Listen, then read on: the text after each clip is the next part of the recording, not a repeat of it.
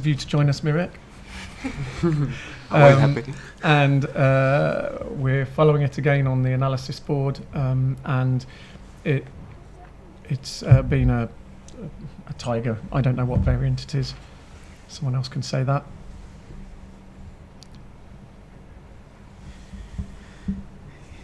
Yeah, this is a no Kong variation. I think might be known for Suikuni variation. I'm not sure. So white deviated with a -2 line, but there are lots of ways this can go, and it's if I'm not mistaken, they have played a similar opening before in the previous Well, we'll game. find out what they did in their previous game. Now, one thing that I've noticed, because I've commentated on a number of Yan Song's games during the tournament, is that even in positions he knows well, even as early as his first move, he sometimes sits and looks at the board for up to a minute. He knows this position. There's no reason for him to be thinking, but he's staying calm. He's thinking about his opponent as much as he is the board position, and he's thinking about things that he's probably been thinking about all night and making the final decision about which route to take in the game. Well, one interesting thing is that they just played the same opening in the previous game, meaning with the different color. So you mean in their Swiss game? No, in the semifinal first. Okay, so in the first semi-final they played this opening, but Yeah. they were the opposite colours. So he deviated now, so he actually started thinking because maybe he should find a different line because they don't want to play the... Akahiro certainly prepared that line.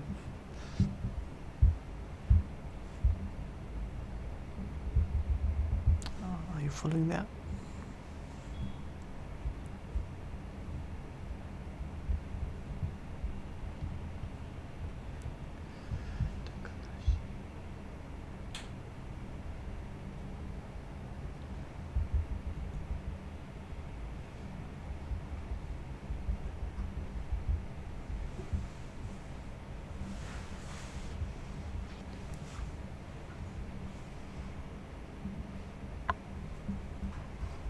Matthias, do you know this line or have you ever seen it? No.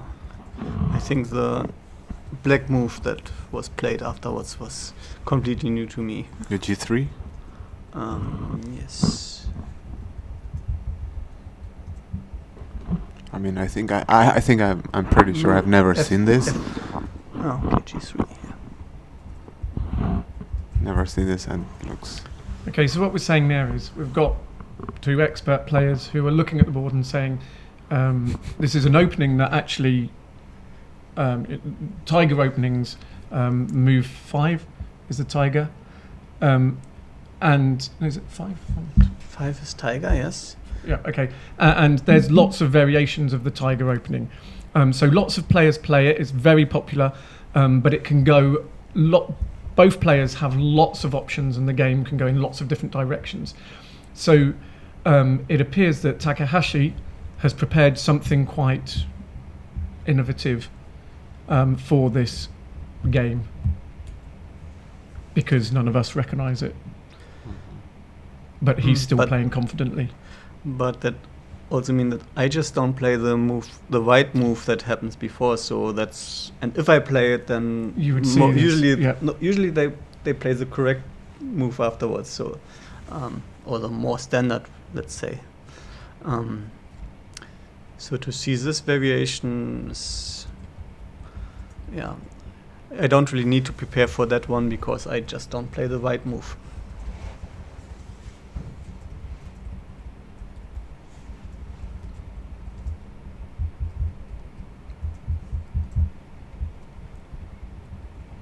Takahashi looking very relaxed as he normally does.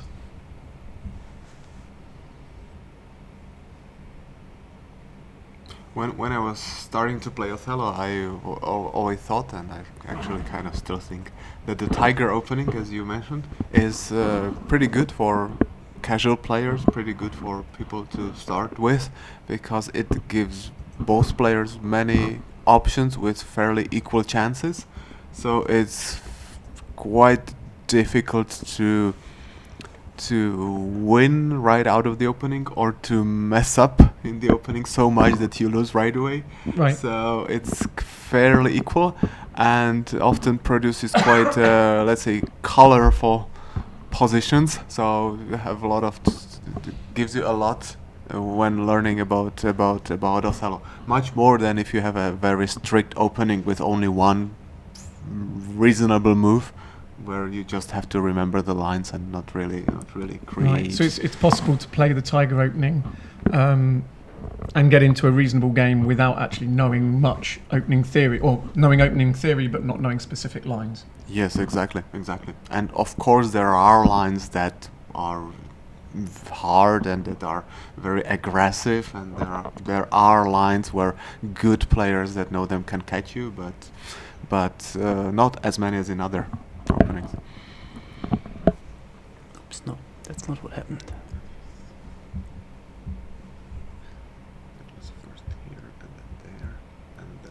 Just as a reminder, we have the women's semi-final happening, and you can watch along on Live Othello. At table 1, we have Fu versus Dong, and on table 2, we have Lee versus William. And Akahiro just used a little bit over 1 minute to flip, so he's certainly still in book.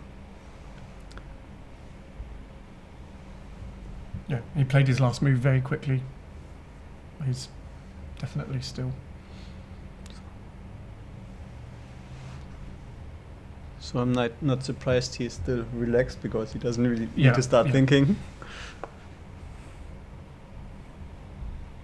And so when a player is still in book, it means that they know the position, and probably, almost certainly at the top level, they will have studied it on a computer, and they will know where the good moves and the bad moves are and which moves to follow up. They will have studied it. But there's an element of needing to guess what your opponent will do, and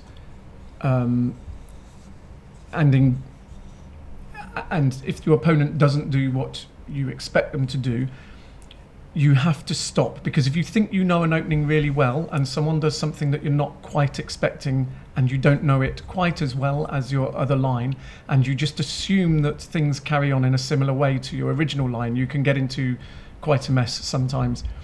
So as soon as your opponent does something that you don't know and you're not confident with, stop, sit back, have a look at the board, and actually ask yourself, do you know what's happening here? But Takahashi is still very confident in his position. He knows what is happening and he knows the direction that the game's going to go. But very shortly he will have to start thinking specifics as well.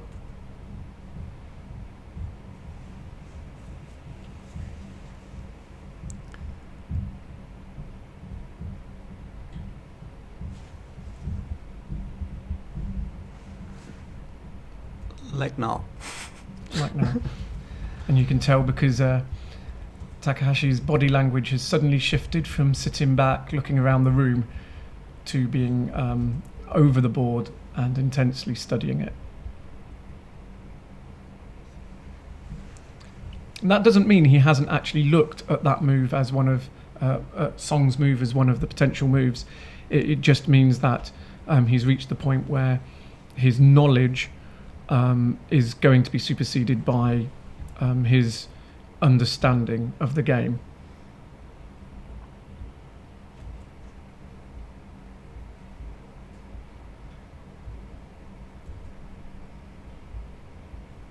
Is this the same semi-final as 2 years ago? No, Does the anybody know? semi-final was... No, I don't remember. Because if I could be wrong, but I think 2 that years ago in Kent 2017, yeah, no, Takahashi went through to the finals by beating Pian at Angeli. the two-time world champion. Just 2-1 in the semifinals. So So Song Yan, I think he did not attend in Ghent. Okay. He did not attend. But he has been a tournament. semi-finalist before, hasn't he? Do you mean Song Yan? Yan Song. Yes, he was a semi-finalist in Mito, as far as I remember, 2016. Okay. And he lost to Takanashi. And that was the year when Pianat One. beat him in the finals, right. as far as I know. Okay.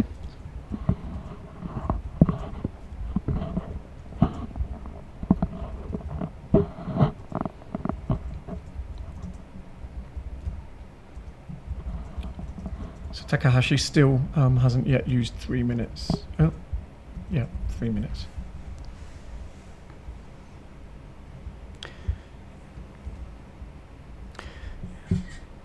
So what's going on the board? Matthias? The situation I see at the bottom is very close to a position I played against Maverick Lam in this tournament, and he was surprised that I found that move, and mainly I just looked up a different opening which had a very similar move again. So I'm just surprised to see this kind of move again. And the reason why it's not so easy is because you have this hole where black actually played in right now. And the reason why it's still not too bad is because now this region is played out and white just needs to get parity here, and this can still sacrifice corner and get stable distance on the board. So there's lots of things to do. Okay. And can I ask a generic question about the bottom position here? So sometimes edges are shared, and there's black. Often an edge is taken, white has it or black has it. Black just takes the whole edge or white takes the whole edge. In this case, it's a shared edge. There's black discs and white discs on the edge itself. And when that happens, one of the colours will be on the inside and one on the outside. Is there a general rule as to which is better? I would think inside is usually a little bit better, because you could start sacrificing corners by playing the X square. For example, if we show the digital board, black can play a move like this and sacrifice the corner. If white takes the corner, black gets that. But it can only do it because he's inside. Right, so having the inside discs guarantees that if your opponent, in this case, black having the inside disc guarantees that if white takes the corner, black can always play out.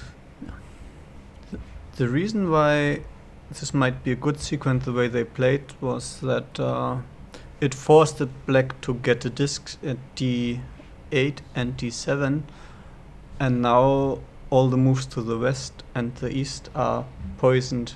Yeah, and what do you mean by poisoned? It will flip more discs. For example, if in this position there was no D7 and D8, then black has a nice A4, not flipping the B5 and B6. So now this B4 is much worse. Yeah, that might be a good reason to play this sequence like that and stay with the outside of the shared edge. Right. So there are advantages to having the outside as well, depending on the position. But in general, if you're learning the game, if you are able to get the inside discs of the shared edge, it's statistically more likely to work out nicely for you than getting the outside ones.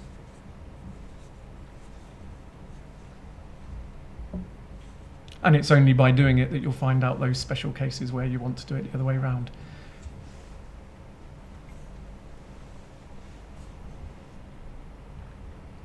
So black might consider playing H5.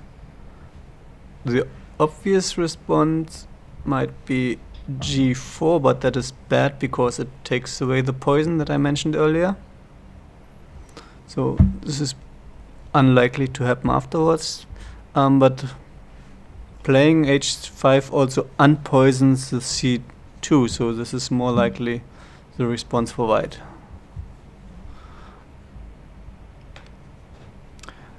But if you want to play on the west side, then there's likely no way to not unpoison the c2 move.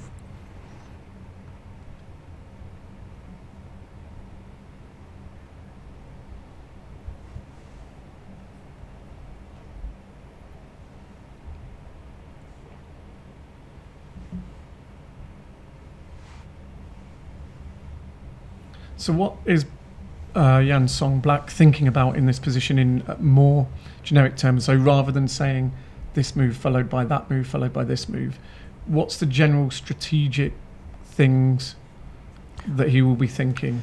Okay, he needs to get... he doesn't have access to the north, so he would want to pass and let white play to the north. And you can't really pass, so you need to find a sequence of moves where the opponent cannot play into the same region again and then has to open up a new region. Right, so black wants white to play through to the north because that would normally give him moves as well up there. But he needs to do it in such a way that he's not giving white moves elsewhere. In fact, it's the only way to get it done. And why would he want white to be playing through the north wall? Because he doesn't have access there himself. So if white plays there, then he has option there to play as well. And if he never, or let's say until the very late game, gets to play in the north, that means white already has control over all his other moves, and there's not much flexibility for black anymore. Okay, and certainly the move that has just been played, a6, is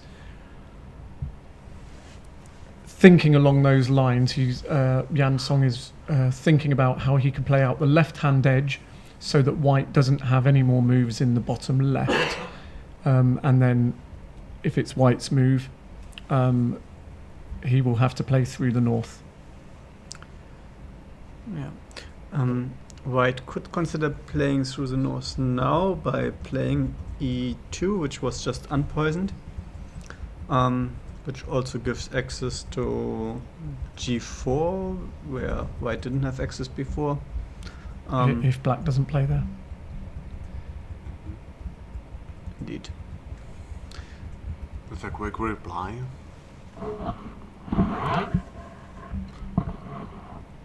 So Takahashi choosing to leave the wall to the north for the moment and play out, or start playing out the left-hand edge. I wonder what black is going to come up with, because the only thing that has changed since the last position was 2 discs added to the left, and it's still black's turn. Well, I'm pretty sure he will continue in that region. And the only new option black has is, yes, a4. It's the only new thing he can do. And the importance of the d7 disc that Matthias mentioned earlier is quite evident now. What black would like to be able to do is play a4, as he is doing, but without flipping that disc and that disc. But he couldn't do that because the bottom edge was played out in such a way that d7 was already black and he had to flip that way as well, which means that white still has a move down in that region. If c6 hadn't been flipped just then white wouldn't have had a move down there, and white would have had to play through the north wall, which was the strategy that Matthias was talking about. And Takahashi has responded immediately to b6. So right now on the YouTube, chat column, we're having some really interesting conversations about neuroplasticity and the difference in age. So Matthias was saying earlier that he has known Yan Song for as long as Takahashi has been alive. Is that correct? Yeah. And Takahashi, I think, is 14 years old. Correct. And Song Yan, he has played in the World Championship in 2006. And as I studied Chinese and played on Chinese game sites back in 2003, I know him for a little bit longer than that. He's actually taken a move. I have a comment on the neuroplasticity side of things. But we'll just have another quick look at the board because when Yan Song chose to play on the left edge, he would have looked easily to this far through. So what he's done is he's created an odd region in the bottom left corner. So what we were talking about earlier with having the inside discs on a shared edge, if he now chooses to sacrifice at B7, then he can always get to B8 if white takes the corner, and it would gain a move because it would go black, white, black, and then white would have to find the next move. So white broke through the north, but also not giving really many options except for E1 and G1, which could just be followed up by F1 and then the respective other move.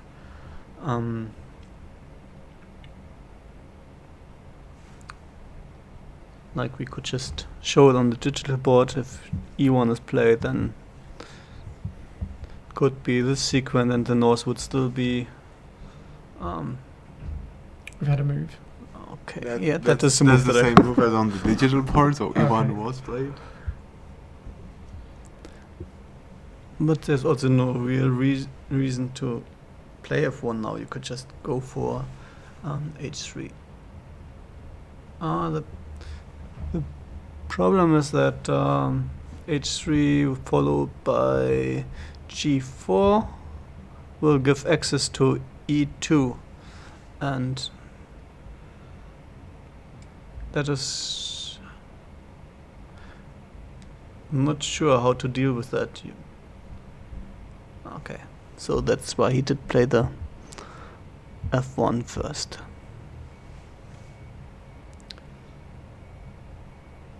So on the age-related thing, sure, neuroplasticity comes into it because young children learn better. But what I would say I've noticed more is that you're going to have to wait because another move's been played. It was going to be really deep as well. Okay, so is that what you were expecting? It was, let's say, probably the best because black has to do something. He cannot just close the position on the top and then hope for something. But he needs to create access. He needs to create access. Try to create access to the E2 square, or if white plays there, have access to the D1 square. Just because it's a move. Yes, just because it's a move, and that's the important thing now for him. Yeah, not really run if out it's of move moves. on the top or on the right side of the Okay, and white has actually taken E2. I think he will not play D1 now. I think he might just play H6 instead. Yes, and leave it for later. White doesn't really want to play D1. No. White might go for a C1 D1 sequence. But then we need to start thinking about parity again.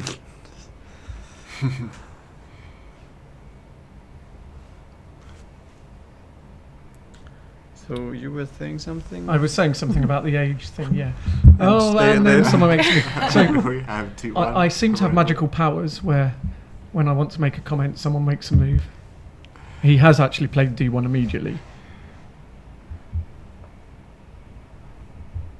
So white now has to make the decision whether he wants to take the top edge.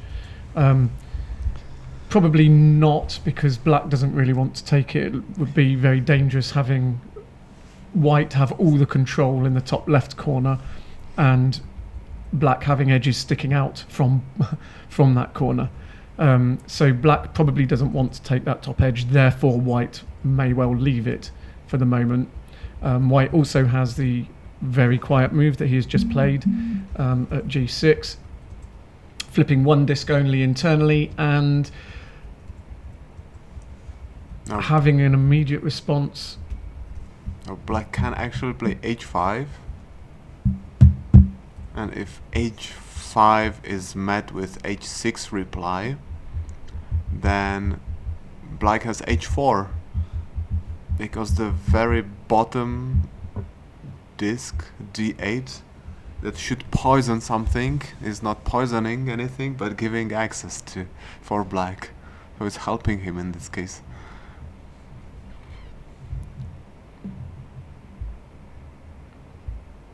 Or he can play h4 right away.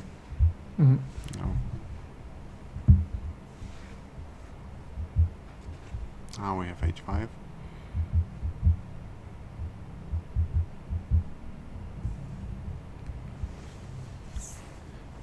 So I was going to say, and I'm pausing here to allow Takahashi to move, but he's not doing so. So I was going to say that what I've noticed with young players more is that the game evolves, and as collective people get better, young people learn and take for granted some things that when I was younger, without computer analysis, for example, and without tens of thousands of games online, things that I had to work out at the board as unique to the position I was playing start to be taken for granted and are knowledge rather than analysis at the board.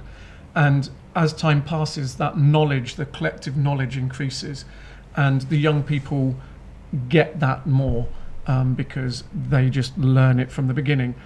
If you haven't learnt it from the beginning, you can learn bad habit patterns that you think are good, and so therefore you're looking for things that break what you think are good. Whereas if you take it for granted, then it's the first thing you look at. You don't dismiss it, and you think, I know that this is going to work out later in the game.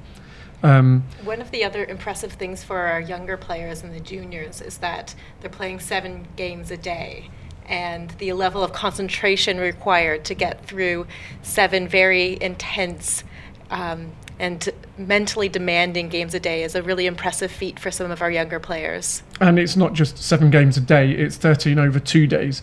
So I certainly, when I was younger, I used to really suffer on the second day of a tournament. Have we just had a move? And I do think that that's what happened 2 years ago. Takahashi struggled in the final against Takanashi, despite having the advantage over him over the season. And maybe he's just a little bit more mature and his tiredness won't be so dominant this year. So 2 years ago he was 12 years old, correct? Yeah. And if I recall correctly, he even said that in an interview that on the third day evening, it was the final games, he was really tired. And, right. And but then Fukuchi, who's younger than Takahashi, won last year and won very convincingly. So that's no excuse, Takahashi. And now Takahashi is 14. He's much more skilled. He has the experience from 2 years ago. So and it's also worth pointing out, I believe that Takahashi didn't play last year. He didn't play as much Othello because he was doing his entrance exams for school. And Fukuchi, who won the tournament last year, is doing his entrance exams this year. So there is this age thing where they need to get in and then out and then in again whilst they do their exams, it appears.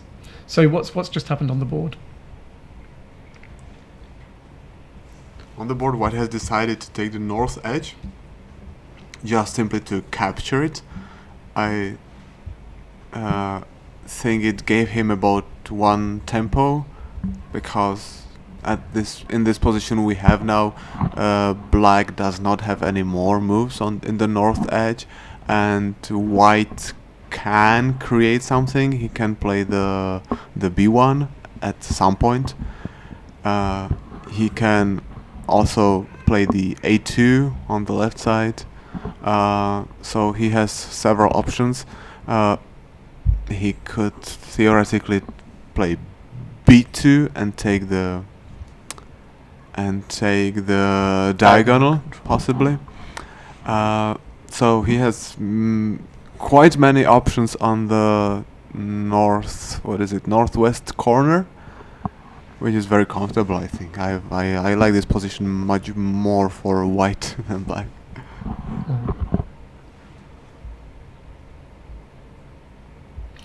You used the word tempo in that explanation. Do you want to give us a description of what a tempo is? I would love to give a description if I knew it. You just use it intuitively. Matches, do you want to? That's actually, simply when you play a move without giving your opponent additional options to move, then you can call it a quiet move, or you can say you just gained a tempo because you kind of passed. Right. Okay. So you're thinking, which is always an advantage. In this case, for example, if white wanted black to play in the bottom right-hand corner or somewhere else on the board, but it's white's move, which it's not, but if it was, then he could play to b1, and that would be a tempo because it doesn't really offer black anything new, and black has to choose between the options that it would have been if it had been his move anyway. Exactly, that's the point. So imagine a position, it's your turn, and you just say, hey, I don't want to play, you go on. You just gain the tempo. Right. But this way, to do it this way, it's illegal. You cannot really do it. So you do it by actually playing some move somewhere, and it's your opponent's turn to play. And sometimes you have a entire sequence. Sometimes, especially around the edges, you have an entire sequence of 3, 4, 5 moves that happens, and the result is that it's not your turn anymore, but your opponent's turn. Right, and that often happens at the edge as well. So, for example, in this case, white played out the top edge, knowing that he was going to get the tempo at b1 should he need it. So regarding this position now, I wonder, Mirek, how valid is h7?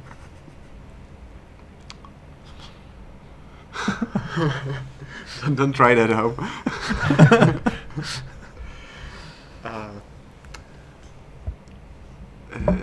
Is it valid because it's a good move, or is it valid because it's the only move? Or do you see? Well, there should be other moves, like you can play h6. You could play g7. h4. You can play b7 as always. h4 is likely just followed by h6, and what do you do after that? Mm-hmm. You could go g1 after that, and he's playing parity. He's playing the b7 move, which I think he could have saved for later, because he could do it anytime later. So could have kept it.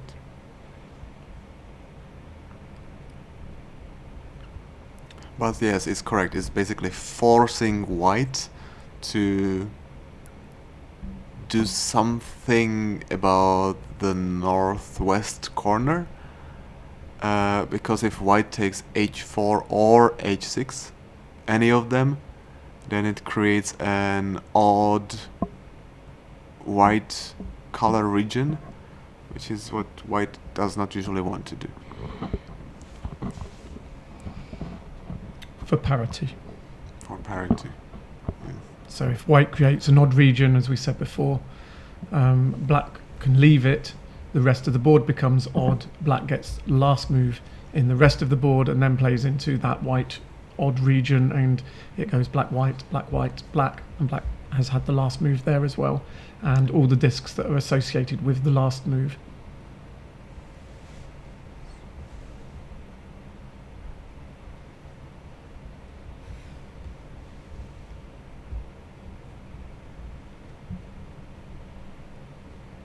Do you think that the main diagonal from top left to bottom right is going to come into play at some point? Because it appears as though Black could take it, yeah. Black could take control of that diagonal.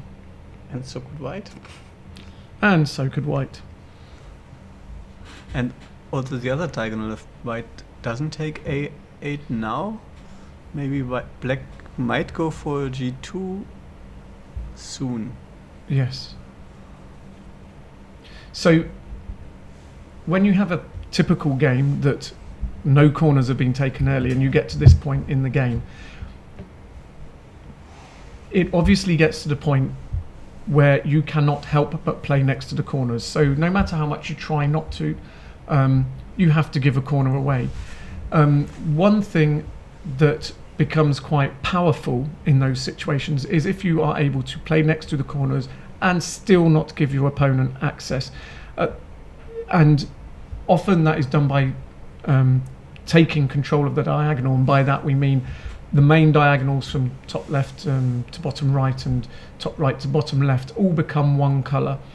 We saw it in the last game with Takanashi and Satani, where Satani was trying to defend the diagonal that he'd taken. And in this case, both of those main diagonals might come into play.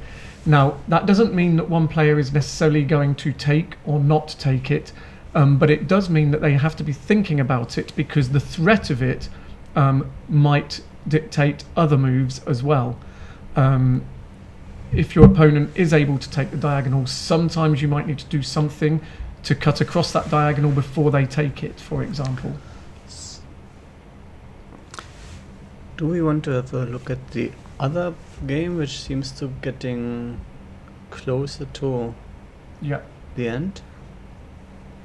And the other game, Tetsu is black and he has to find a move now. There's only 7 options that he actually has, and it seems to be all of them are very bad. Like only maybe H6 is not immediately giving away a corner. So I think Tetsu is in big trouble now.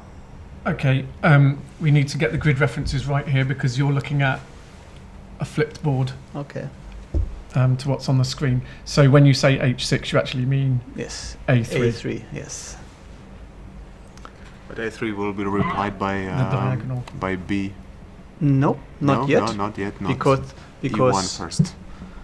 Yes, E1 first and then So F1 and then B2. We've had a move on the main board. Yes. Okay.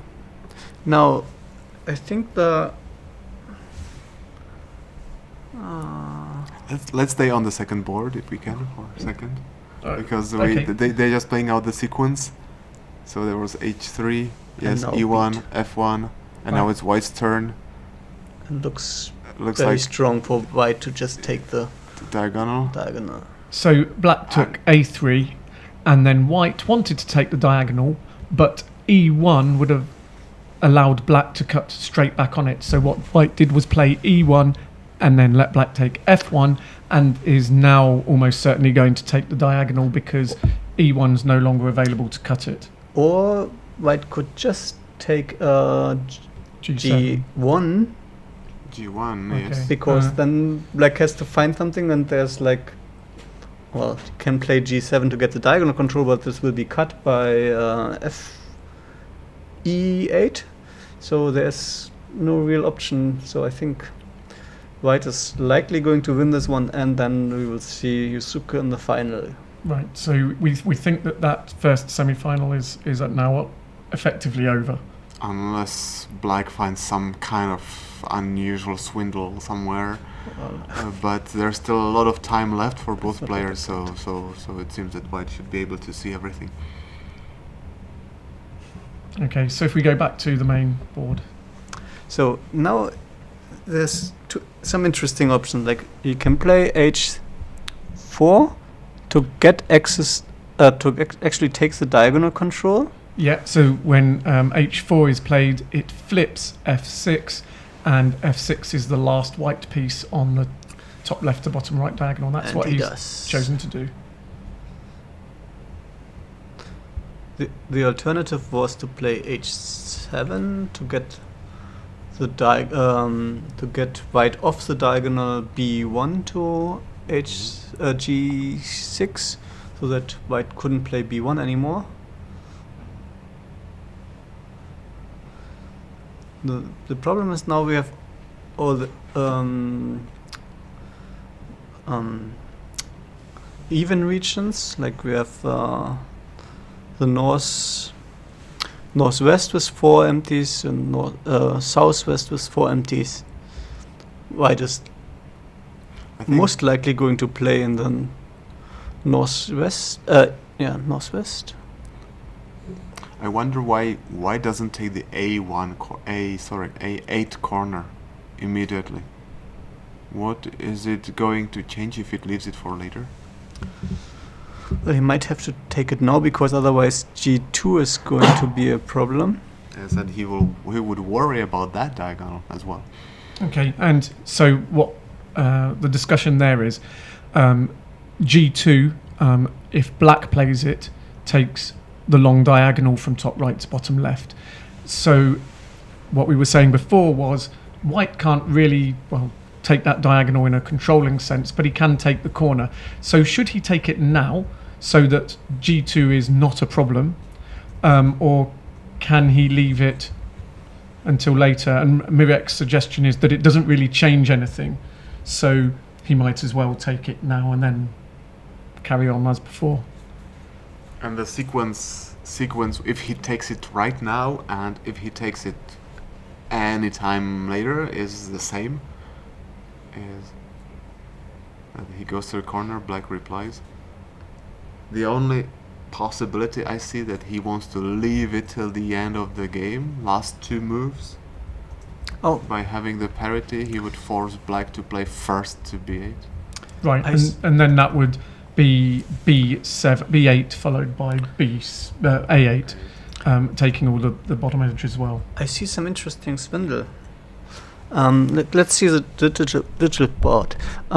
If white will take the corner now, h8, and black takes b8, and white would go a1. You can show it. Yes.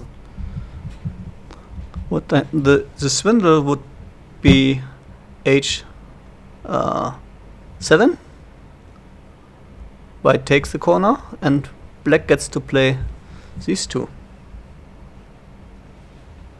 I wasn't Do you watch?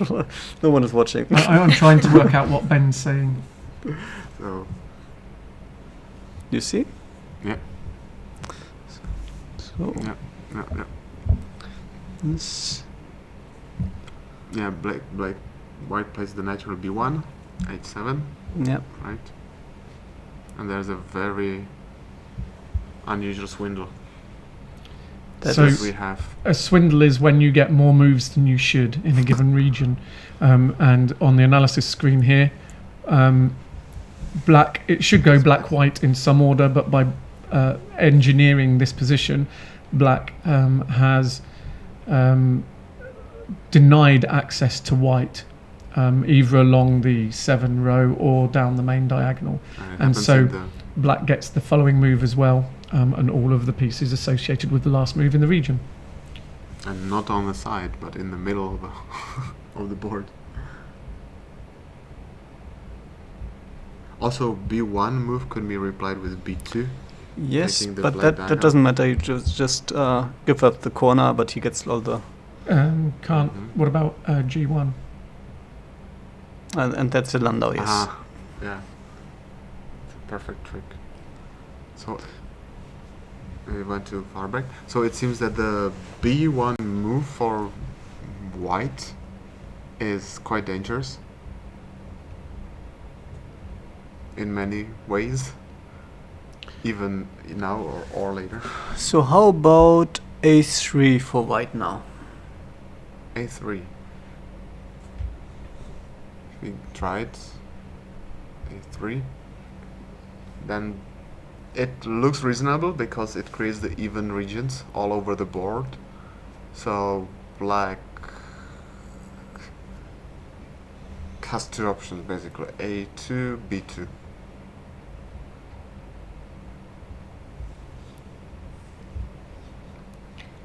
A2 or B2, one of these. You should choose from. And with b2 you would just go for b1, I guess. B2 just be replied by B1 for white. Yes, possibly. But now there's a danger that black can also go to G7 No. without giving. Yeah, but this will just giving white a reply. this will just be followed by this sequence. Yes, correct. So- Now white is doing better. And if not b1 but a b2 a2, then it could just be this. And he has Takahashi has actually played A3, Okay. He did that. which is the move that you were just discussing. Do we have a quick minute to check in on the women's semifinals? Yes.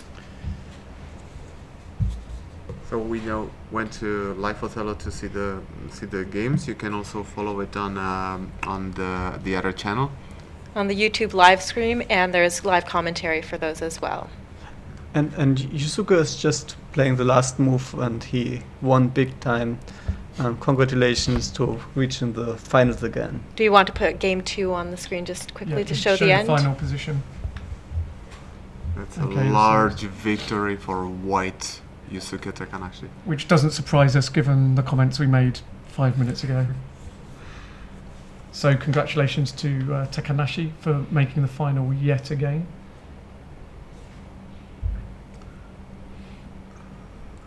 And if we go back to the main board, Yeah. Can we switch to?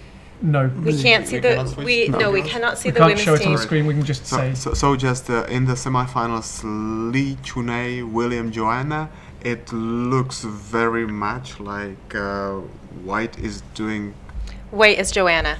White is Joanna, Mhm. and Joanna seems to be doing slightly better now, I would say, but it's not obvious that she would.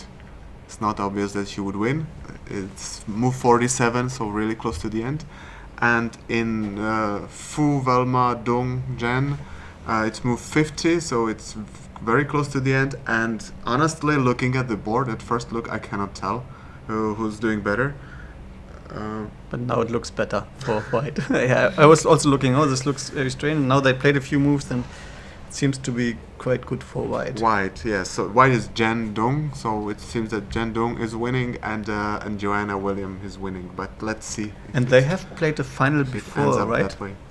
I think they have played the final against each other before. Jen and Joanna played possibly in Mito 3 years ago. Or did they play the could semi-final? be.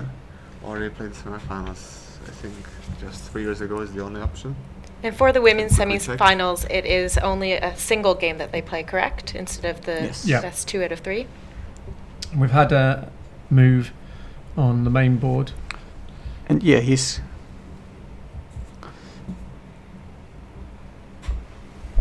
He's He's- unwedged. he's going for lots of Landau swindle stuff that is going just to make it complicated, I guess. Okay, you have to explain terms. Landau swindle. Um,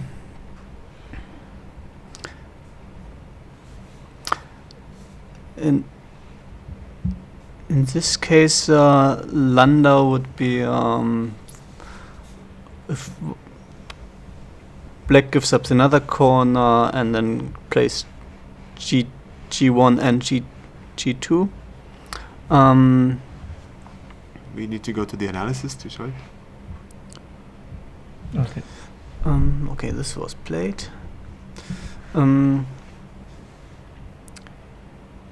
So the point is, by playing h7, he flips g6, and then if he also plays h2, he now has complete control of that g column.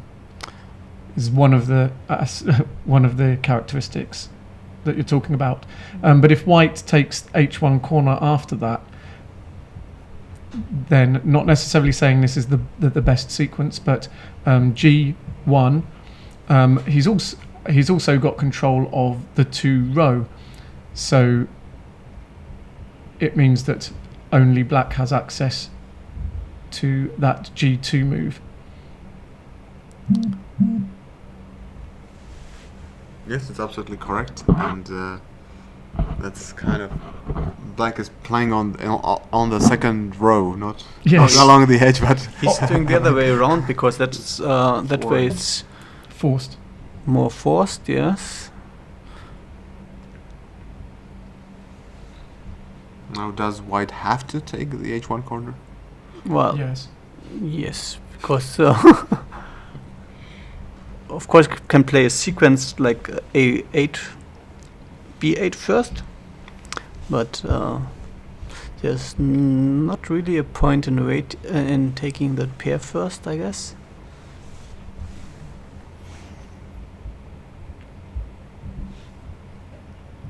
He took it.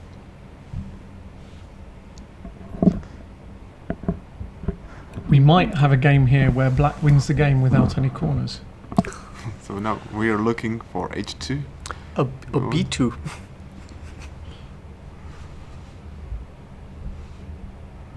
b2 followed by, for example, I don't know if that's a good move, by g7, and g2 makes the swindle in a different way.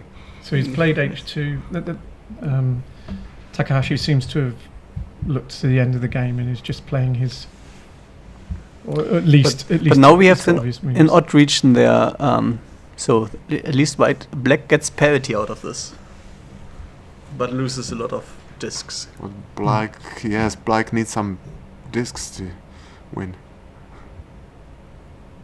So I think yes, G2 followed by G7 and then B2 again. Oh, like that. B2 first. B2 first. It doesn't change things, does it? It does. White can get a swindle at the top now. No, not necessarily. But with the whole of the 2 row being black, if white does take a8, then white has access to a2 without flipping horizontally, so then gets access to a1 as well. Mm-hmm. Correct. A8 seems very reasonable. A8 followed by a2, and he just has too many discs. Yeah. It's a shame. I wanted black to win this on with no corners, but. Well, there's a swindle. Yes. Okay. Oh. Wow. Is it a black win? I think we missed that here in the studio. Did you want to show the analysis on the screen? It's happening on the board. So Okay. beautiful to see. Black hasn't flipped diagonally with that G8 move and has got parity anyway. But that's not enough. That's not a big last move, unfortunately. It was a beautiful ending by black, but Not enough. Not enough. So Akihiro Takahashi is the winner. So the final was decided, and it's a repeat of 2 years ago. Takanashi versus Takahashi, which is a commentator's nightmare. Akihiro Yusuke. Yes. Okay, so we'll switch off there for a moment, go and get refreshed, and then we will be back for the final. We have lunch break now, I guess. Okay, after lunch. That will take. So we'll and see you soon. We don't have the third game.